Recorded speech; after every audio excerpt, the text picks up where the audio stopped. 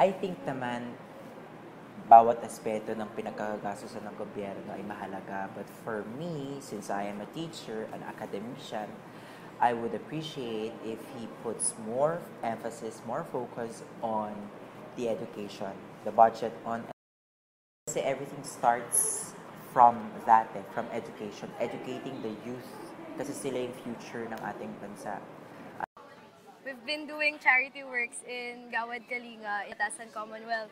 So napansin namin na yung education nila is not that good because wala silang budget to study. So I think na kailangan part of the budget yung education ng poor kids. Hindi lang yung mga mahihirap, but at the same time yung mga kaya ng utak, yung mga matatalino. Para sa akin, ang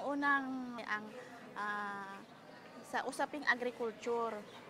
Kasi maraming tiwangwang na lupa dito sa Pilipinas na hindi nasasaka.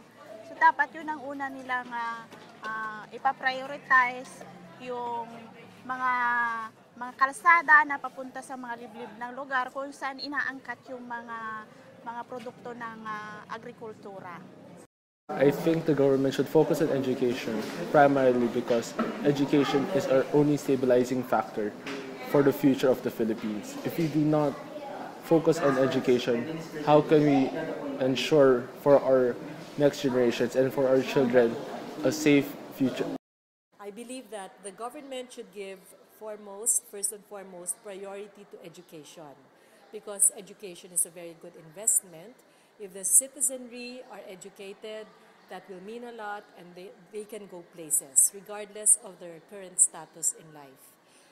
I believe that the government should focus on investing in education because with the education that students receive, they can go on and pursue greater jobs that will help with the economy, with the government, with our status as a country. I think the government should focus on education because it's they're kind of bad in facilities. So. Focus should always be sa education.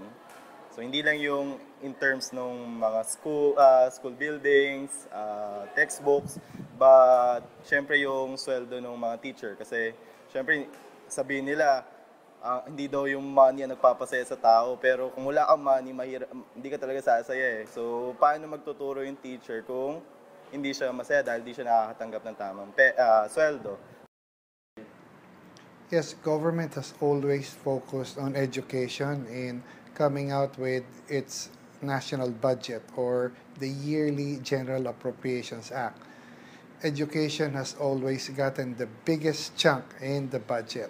It is also putting a lot of emphasis, money, support for infrastructure because infrastructure will bring progress not only to the urban centers but more so for the rural areas. It will mean more farm-to-market roads for the products of our farmers. It will mean more bridges for more commerce all over the country. We may all have our different needs and wants, but we can all agree that our children are our future. Whatever we pass down to our children will become our legacy.